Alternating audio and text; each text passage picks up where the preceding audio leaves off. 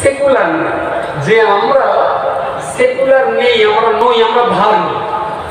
মানে এই কথাটা নিয়ে বিরাট একটা গেঁজাগেজি ইউটিউবে বক্তৃতায় বিভিন্ন জন বিভিন্ন রকম ভাবে গালিগালাজ মন্তব্য বক্তব্য বিভিন্ন কথা হচ্ছে। আমি আজ কম বেশি 8 থেকে 9 দিন শুধু শুনছি আর ভাবছি যে যারা ভুল ধরছেন তাদের কোয়ালিটিটা কি, যারা ভুল ধরছেন তাদের কোয়ালিটিটা কি। তার মধ্যে সবগুলোই শুনেছি, ভালোভাবেই শুনেছি। শুনে বুঝে আমার যেটা মনে হয়েছে, দোষ যারা গালিগালাজ করছেন দোষ ওদের না, দোষ হলো ওদের জ্ঞানের দোষ। আসলে পড়াশোনা করি। ভারতবর্ষের সংবিধানের প্রস্তাবনায় পরিষ্কার লেখা রয়েছে, আমরা আমাদের দেশ ভারতবর্ষকে গণতান্ত্রিক ধর্মনিরপেক্ষ সমাজতান্ত্রিক রাষ্ট্র হিসাবে গড়ে তুলতে বদ্ধপরিকর। গণতান্ত্রিক ধর্মনিরপেক্ষ সমাজতান্ত্রিক রাষ্ট্র হিসাবে আমরা আমাদের দেশকে গড়ে তুলতে বদ্ধপরিকর। ভেরি তার সঙ্গে আমি একমত। আমাদের দেশ ধর্মনিরপেক্ষ দেশ, no tension, no problem, no function. আমাদের দেশ ধর্মনিরপেক্ষ দেশ। বলবেন আপনি কি? আমি বলছি আমি ধর্মনিরপেক্ষ না। জ্ঞানা পাওয়া সেই জায়গায় আমার দেশ ধর্মনিরপেক্ষ, কিন্তু আমি ধর্মনিরপেক্ষ নই। এখন এই ব্যাপারটা বোঝার মতো আপনাদের মাথায় ঝেল হচ্ছে না। আরে আমি কেন? এদেশের যে হিন্দু পূজা করে তিনিও ধর্মনিরপেক্ষ নন, যে খ্রিস্টান গির্জায় যায় তিনিও ধর্মনিরপেক্ষ নন, যে ইহুদি তার উপাসনার যে উপাসনা করে তিনিও ধর্মনিরপেক্ষ নন। শুধু কেন আমাদের গাড়ি আসবে কোন পুজো করা মান ধর্মনিরপেক্ষ না। বিকজ শব্দ হলো দুটো, একটা হলো ধর্মনিরপেক্ষ আর একটা হলো ধর্ম সাপেক্ষ। এইটাকে ভালো করে বুঝুন, আপনার রোগ সেরে যাবে। ধর্মনিরপেক্ষ, ধর্ম সাপেক্ষ, ঠিক আছে? এখন গ্রামে একই দিনে একদিন বেড়া সেবায় মিটিং হবে, একদিন বসিরহাটে মিটিং হবে। এরা দুজন খুব লাফাচ্ছে, 2-3 জন মিটিংয়ে যাবে। আরে হারা তুই কোন পক্ষ? বললো আমি টিএমসি পক্ষ। আমি বলে তুই কোন পক্ষ? বললো আমি কংগ্রেস সিপিএমের জোট পক্ষ। আমি বলে এই তৃতীয় বন্ধু তুই কোন দিক? তাহলে আমি কোনো দলে না, আমি নিরপেক্ষ। আমি আমি মাথা ঢুকে ও কংগ্রেসে, ও জোটের পক্ষে, এ টিএমসির পক্ষে। আর একজন ছেলে বলে তুই কোন পক্ষে? বললো আমি এ পক্ষেরও না ও পক্ষেরও না, আমি হলাম নিরপেক্ষ। বাংলা ভাষায় একটা শব্দ ব্যবহার আছে যে অমুক জায়গায় যে সালিশ হয়। কিসের সালিশ? তাহলে সে বক্কার বউ ছেড়ে দেবে, তাই বিরাট ঝামেলা হচ্ছে, তা গ্রামের মহল্লার সালিশ দেখেছে। সালিশ শব্দটা আজকে কি বাবার কাছে প্রথম শুনছেন? সালিশ অ্যাকচুয়াল শব্দটা সে আলিফ, সে আলিফ লাম সে ফালেসুন ফালেসুন ফালেসুন, ওয়াহিদুন মানে এক, ইসনানে মানে দুই, সালাসা মানে তিন। আসলে এ মদ্দালোক ছেলের পক্ষ, এ মেয়ে লোকটা মেয়ের পক্ষ, যারা বিচার করবে তারা হলো তৃতীয় পক্ষ।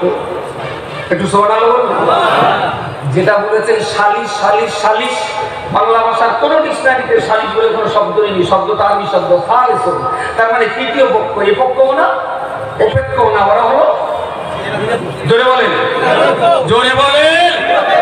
শব্দটাতে কেলাকেলি হচ্ছে, জোরে বলেন নিরপেক্ষ।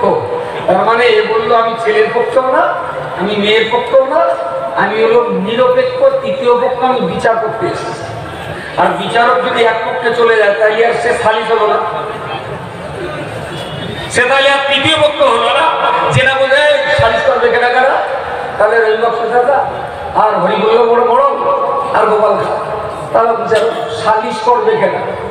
অ্যাকচুয়াল সালিশ করবে না, ওরা নিজেরাই ফালে ফেয়ালি লামতে, ওরাই তৃতীয় পক্ষ। তুমি জিজ্ঞেস করো যে বিচার করবে কেনা কেনা? সালিশ মানেই তো তৃতীয় পক্ষ, বলো সালিশ করবে কেনা? তারপর শব্দটা ঠিক হচ্ছে না, বাক্যটা ঠিক হচ্ছে না। বলো বিচার করবে কেনা? তা বিচার করবে তৃতীয় পক্ষের। ক্লিয়ার? এবারে যারা প্রশ্ন, শব্দ হলো দুটো, ধর্ম সাপেক্ষ, ধর্ম নিরপেক্ষ।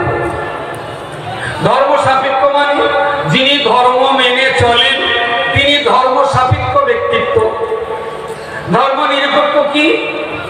ধর্ম যুক্ত যুক্ত পক্ষ, তার মানে যার ধর্ম নেই সেই হলো ধর্ম নিরপেক্ষ, যার ধর্ম নেই সেই হলো ধর্ম নিরপেক্ষ। এখন আমাদের দেশ ভারতবর্ষ, দেশের কোনো ধর্ম আছে? আচ্ছা, আমাদের দেশটা যদি হিন্দু ধর্মতে চালানো হয়, হিন্দু ধর্মে যদি দেশ চলে, তাহলে বলে দেবে গোটা দেশের লোক মরে গেলে শ্মশানে পড়া দিয়ে যাবে, ওটা হিন্দু ধর্মের নিয়ম, তাই মুসলমানরা আঘাত হবে। আচ্ছা, দেশটা যদি মুসলমানরা চালিয়ে বলে আমরা মুসলমান ধর্মতে দেশ চালাবো, তাহলে মুসলমানরা পার্লামেন্টে যে বলে দেবে দেশে কাউকে মরে গেলে আর পড়ানো হবে না, সব খবর দাও, তাই না?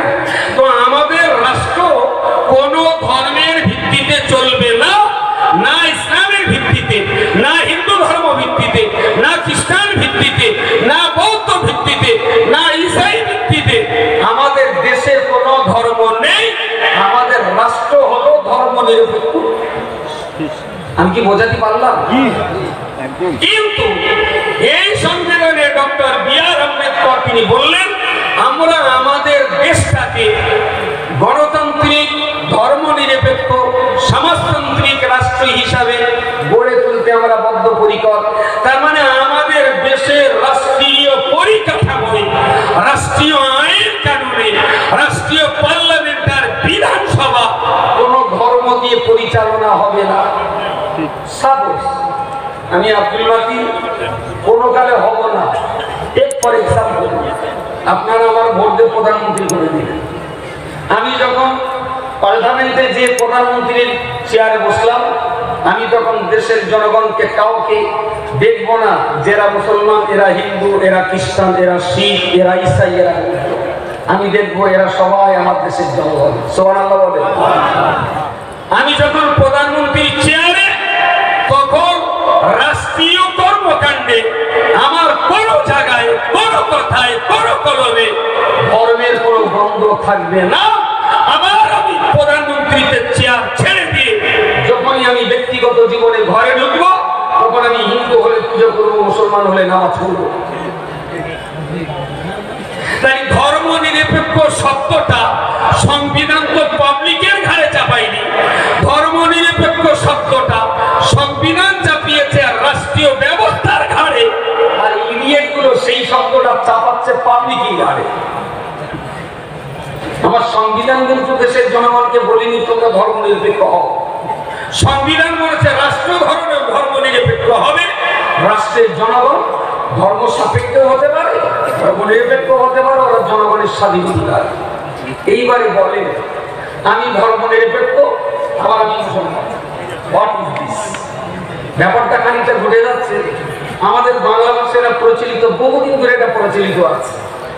বলে হ্যাঁ কেনা এসে বাড়ি, তাহলে একটা বেটা আছে, তাদের সঙ্গে আলাদা একটা, তাহলে নিয়ে এসে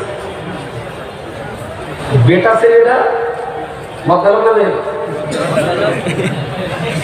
আর মেয়ে ছেলেটা মেয়ে আমার ছেলে, লিঙ্গ ঠিক নেই, আর লিঙ্গ ঠিক নেই। তাহলে এই যে মেয়ে ছেলে শব্দটা কি ঠিক? মেয়ে ছেলে শব্দটা জেন্টস ঠিক আছে, লেডি ঠিক আছে, পুরুষ ঠিক আছে, স্ত্রী ঠিক আছে, কিন্তু পুরুষকে একটা ভাষা বলা হয় বেটা ছেলে, আর মহিলাকে একটা ভাষা বলে মেয়ে ছেলে। মেয়ে ছেলে শব্দটা যেরকম ধর্ম নিরপেক্ষ, আমি মুসলমান শব্দটা এগুলো মেয়ে ছেলে। আসলে আপনি প্রথমেই যদি বলেন মুসলমান, তাহলে তো আপনার ধর্ম একটা আছে। আপনি প্রথমেই যদি বলেন হিন্দু, তাহলে আপনার তো ধর্ম আছে। আপনি যদি বলেন খ্রিস্টান, তাহলে আপনার তো ধর্ম আছে। তাহলে আপনি কি করে নিরপেক্ষ হতে পারেন? আপনি তো বলছেন ধর্ম নিরপেক্ষ, আমি কংগ্রেসের না সিপিএম, আমি নিরপেক্ষ, আমি ছেলের দলেও না মেয়ের দলেও না, আমি ফালেস। তৃতীয় পক্ষ, তাহলে আপনি যদি খ্রিস্টানদের দলে ঢুকিয়ে গেলেন, তাহলে আপনি নিরপেক্ষটা হলেন কিভাবে ভাই? মাথায় গেছে কি?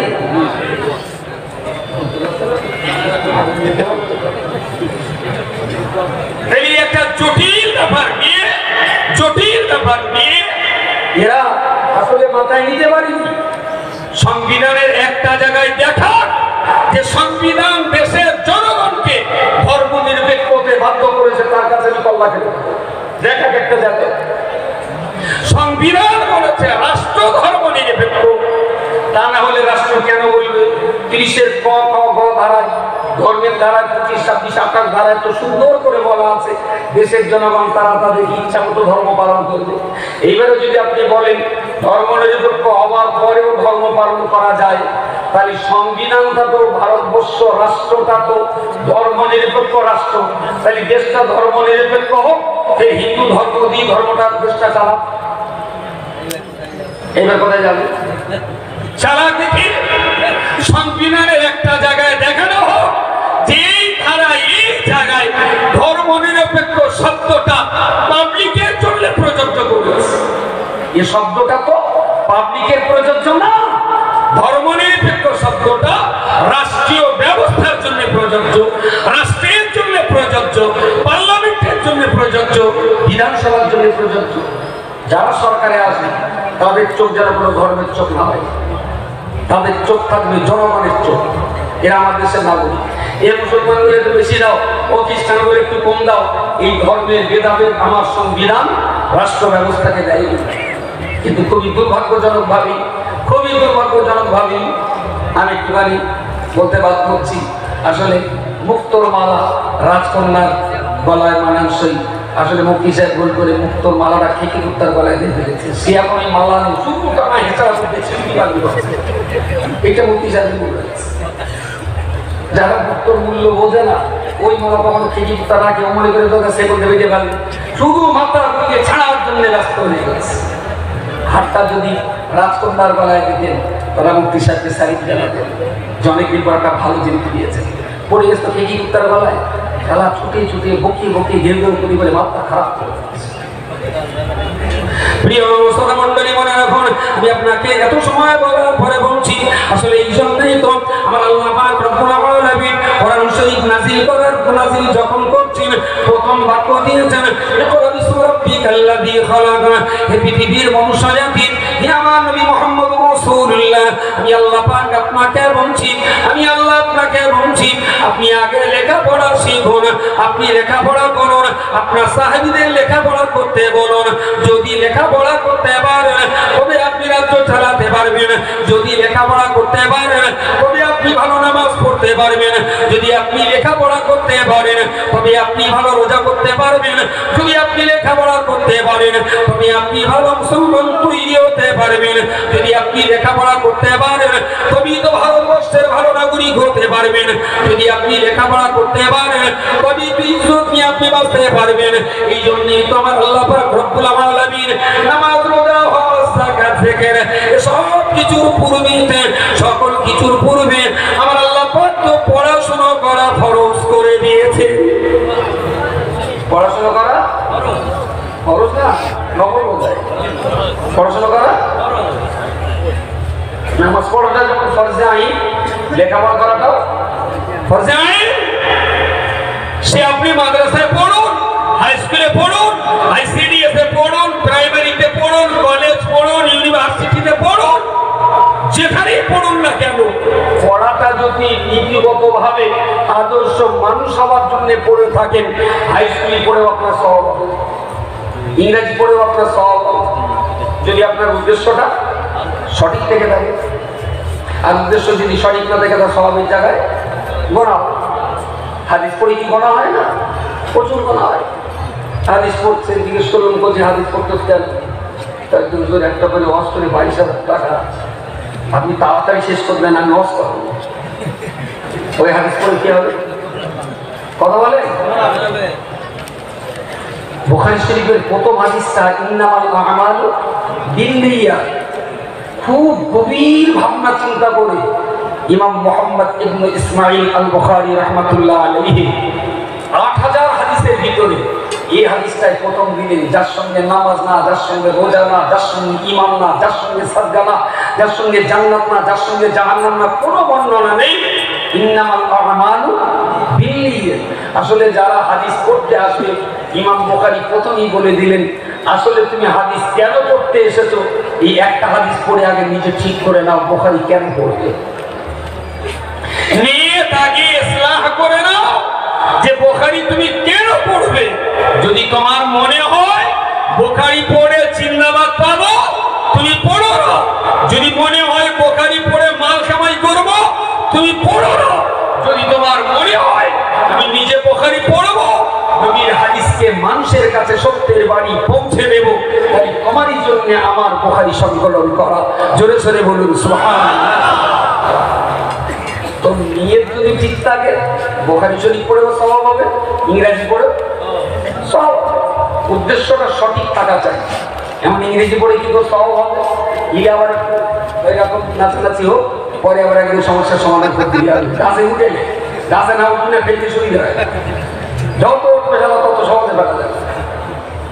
এতক্ষণ ধরে যে কথাটা বললাম যে আমাদের জীবনের মধ্যে সম্পদ কার কাছে বিক্রি? আল্লাহর কাছে বিক্রি। কিন্তু রাষ্ট্রীয় ব্যবস্থা অনুযায়ী আমার ইসলামে আছে রাস্তার ডান দিক দিয়ে হাঁটা। ইসলামে রাস্তার কোন দিক দিয়ে হাঁটা? ভারতবর্ষের কানুন অনুযায়ী রাস্তার বাম দিক দিয়ে হাঁটতে হয়। আমরা মেনে নিয়েছি না নেই? মেনে নেই। আমাদের দেশটাকে শান্তিতে রাখার জন্য কখনো কখনো ইসলামের মুস্তাহাব নফল মুবাহ কাজগুলো আমরা একটু ছেড়ে দিই, রাষ্ট্রীয় ব্যবস্থাটা আমরা মেনে নিই। বিনিময়ে সংবিধান আমাকে আমার নামাজ পড়ার অধিকারটা দিয়েছে, তাই না?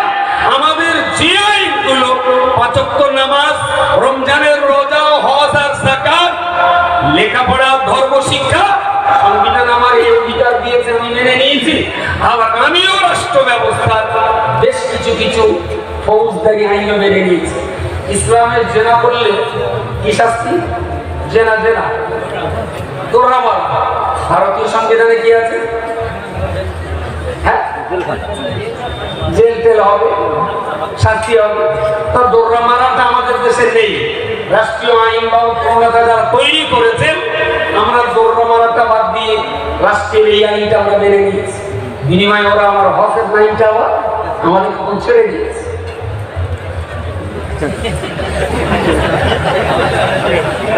আসি না ভয় লাগছে। ও হঠাৎ দেখা আসতো, আমাদের টাইম শেষ হয়ে গেছে। আমার টাইম আমাকে রাখতে, ওর ভিতরে এই কথা শেষ চলতে মুক্তি সামনে কি বলছিলাম জানো? ও তো জেনার যে আইনটা কোরআনে আছে, আমরা সে আইনটা বাদ দিয়ে রাষ্ট্র যে বিচার দিয়েছে সেটা মেনে নিয়েছি। আবার বিনিময়ে ওরা আমরা মরে গেলে আমাদের খবর দিতে হবে। ওরা বলে হ্যাঁ ঠিক আছে, তোমাদের খবর দেওয়া আইনটা, দেশের সব ধর্মের মানুষ বাস করে, ঠিক আছে তোমরা খবর দেবে, কোনো অসুবিধা নেই। তাহলে রাষ্ট্রের সঙ্গে মুফতি সাহেবের এই কথার সঙ্গে কোনো সমস্যা নেই, কোনো সমস্যা নেই। সমস্যা কাদের সঙ্গে? 13 ক্লাস কম 14 ক্লাস পাস করা কিছু বিরাট শিক্ষক দিল, যারা 25 গ্রাম বিদ্যার 1.5 কুইন্টাল বুদ্ধি নিয়ে চলে। সমস্যা বলে গেছে এই জায়গাটায়, এটা বলছিলাম। তাহলে আমার দেশ, এদেশ আমার, এদেশ আমার পূর্বপুরুষদের, এদেশ হিন্দুর, এদেশ মুসলিমের, এদেশ ইহুদির, এদেশ খ্রিস্টানের। এরা যেটা বলছে এখন যে হিন্দু মুসলমান ভাগ করে দাও, নতুন করে এনআরসি করো, কেডা এদেশের কেডা অন্য দেশে, এসব পরীক্ষা নিরীক্ষা করা হবে। আমি খোঁজ খবর দেখেছি, ভারতবর্ষের প্রাচীন বংশ যারা, এই প্রাচীন বংশের ভিতরে মোদি এবং সাহা, এই দুটো টাইটেল ভারতের প্রাচীন বংশধরদের তালিকায় নেই। এই দুটোই হলো পারস্য দেশ থেকে আগামী। এর দুটোর এনআরসি কার্মিকা ডিএনএ টেস্ট করা হোক, এদের দুটোর একটাও অরিজিনাল এদেশের আদিবাসী, এদেশের প্রাচীন আদিবাসী না। এদেশের প্রাচীন আদিবাসী কোল, ভীল, সাঁওতাল, মুন্ডা, দলিত, আদিবাসী, এসসি, এসটি, মুসলিম, আমরাই যারা আছি, আমরা এদেশে দীর্ঘকাল ধরে এদেশে বসবাস করছি। এদেশ আমাদের দেশ, উড়িয়ে এসে চীন, জুড়ে নেবে বিল। হিন্দু মুসলমানের ভাগ করে এখন শুধুমাত্র রাষ্ট্রীয় ব্যবস্থাটাকে শেষ করে দিয়ে পার্টিকে ফুলে ফাঁপিয়ে মোটা করার জন্য এক সাংঘাতিকভাবে রাষ্ট্রের প্রশাসনিক সমস্ত প্রতিষ্ঠানগুলোকে দুর্ব্যবহার করা হচ্ছে। প্রতিষ্ঠানের রাষ্ট্রীয় প্রতিষ্ঠানগুলোকে ব্যক্তিগত স্বার্থে ব্যবহার করা হচ্ছে। আসলে হিন্দুও থাকবে, মুসলমানও থাকবে, কাউকে দেশ থেকে তাড়ানোর পক্ষে আমরা না। কেউ কারো মন্দির ভাঙবে না, কেউ কারো মসজিদ ভাঙবে না। আমরা এই দেশে সবাই মিলে বসবাস করছি, সবাই মিলে ছিলামাছি থাকবো। কিন্তু আবার যদি ফিরিয়ে জিজ্ঞেস করি, আমার দেহটা আর আমার সম্পদটা জান্নাতের বিনিময়ে কার কাছে বিক্রি হবে? জোরে বলেন, কার কাছে? এই জায়গাটায় যদি ঘাটতি এসে যায়, আচ্ছা আমার দেশ কি, আমার দেহ আর আমার সম্পদ আল্লাহর খাতায় বিক্রি করতে কি বারণ করেছে? আমার দেশ তো নামাজ পড়তে বারণ করি, রোজা রাখতে বারণ করি, হজ করবার জন্য সরকার থেকে হজ মন্ত্রণালয় করে হাজিদের হজে পাঠাবার জন্য গভর্নমেন্ট আরো ব্যবস্থাপত্র করে দেয়। তাহলে আমার দেহ যদি আমি আল্লাহর খাতায় বিক্রি করি, তাহলে তো ভারতবর্ষের সংবিধান তো সহযোগিতা করেছে, বাধা তো দেয়। যেটা বাধা দিয়েছে সংবিধানের বাইরে গাজোয়ারি করেছে। যদি কেউ গাজোয়ারি করে থাকে সেটা ব্যক্তিগতভাবে তাদের বা সেই দলের দোষ, তার জন্য তো আমার দেশের দোষ নয়, তার জন্য তো আমার দেশের সংবিধানের দোষ নয়। তাহলে আমার দেহ আর আমার সম্পদ আল্লাহর খাতায় বিক্রি করার ব্যাপারে আমার দেশও আমাকে বাধা প্রদান করে। তাই স্বাধীনভাবে আমরা ধর্ম পালন করতে পারছি, হিন্দুরা স্বাধীনভাবে পূজা অর্চনা করতে পারছে, খ্রিস্টানেরাও স্বাধীনভাবে যীশু খ্রিস্টের প্রেরণ করতে পারছে। মনে রাখুন, ধর্ম নিরপেক্ষ শব্দের অর্থই হলো যে লোকটা কোনো ধর্মের পক্ষে না সেই লোকটা হলো ধর্ম নিরপেক্ষ, আর যে লোকটা কোনো না কোনো ধর্মের পক্ষে সেই লোকটা হলো ধর্ম সাপেক্ষ ব্যক্তিত্ব। আমরা নিরপেক্ষ না সাপেক্ষ? ধর্মের দলে আমরা, হিন্দুরাও ধর্মের দলে, খ্রিস্টানরাও ধর্মের দলে, ইহুদিরাও ধর্মের দলে। এবারে কেউ যদি ব্যক্তিগতভাবে বলে আমি ধর্ম মানব, দেশ বলেছে সেটাও তোমার স্বাধীনতা, তুমি নাস্তিক হয়ে বসতে পারো। আমার দেশ আস্তিক নাস্তিক ধার্মিকতা সবাইকে বাঁচার অধিকার দিয়েছে, নাস্তিক হয়ে দেশে থাকতে পারে। তো কেউ তো কারো উপরে চাপ সৃষ্টি করতে বলে না, সংবিধান আমাদের চাপ সৃষ্টি করার পরামর্শও দেয়নি, আদেশও দেয়নি, আইন কানুনের পাতে। শেষ কথা প্রিয় শ্রোতা মণ্ডলী, মনে রাখুন আল্লাহ পাক রব্বুল আলামিন তিনি আমার কাছ থেকে আমার দেহ চেয়েছেন, আমার সম্পদ চেয়েছেন, আল্লাহর জন্য আমার দেহ দিয়ে দিলাম। অর্থাৎ আল্লাহ পাকের নির্দেশ মতো আমার দেহটা দিয়ে নামাজ পড়াবো, আমার দেহ দিয়ে কোরআন তেলাওয়াত করাবো, আমার দেহ দিয়ে হজ করাবো। আল্লাহ পাক রব্বুল আলামিন আমার সম্পদ চেয়েছেন। আসলে আল্লাহ পাক আমাকে যে সম্পদ দান করেছেন, জমি জায়গা গাড়ি বাড়ি অর্থবিত্ত ব্যবসা বাণিজ্য আয় রোজগার দোকান যা কিছু আমার আল্লাহ আমাকে দিয়েছেন, এসব সম্পদগুলোকে আমি মিসকিনকে যদি দান করি, আসলে ওটা মিসকিনকে দেওয়া নয়, ওটা তো আসলে আল্লাহ পাককে দেওয়া। আপনি যদি মসজিদে দান করেন, ওটা তো আসলে মসজিদে দেওয়া নয়, ওটা তো প্রকৃত অর্থে আল্লাহ পাককে দেওয়া।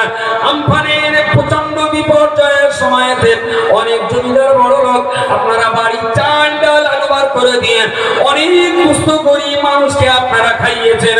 আল্লাহর বান্দা মনে রাখুন, এটা তো আপনারা গরিবকে খাওয়াননি, আসলে আপনারা তো আল্লাহকেই খাইয়েছেন। জোরে সোরে বলুন সুবহানাল্লাহ। মুক্তমালা পড়িয়ে যারা দেখোস তো আল্লাহ আমার খাওয়ায়, কিন্তু আমি একটা আল্লাহ আসল শব্দটা বলছি, এই আসল শব্দটা ব্যাখ্যা করার মতন আসলেই তাদের যোগ্যতা। আমি কিন্তু বলিনি গরিবকে খাওয়ানো মানে আসলেই আল্লাহকে খাওয়াবো। আল্লাহ হাসরের মাঠে জিজ্ঞেস করবেন বান্দাদের, বড় লোকদের, যে আমি ক্ষুধার্ত ছিলাম, তুমি আমাকে খাওয়াওনি তো?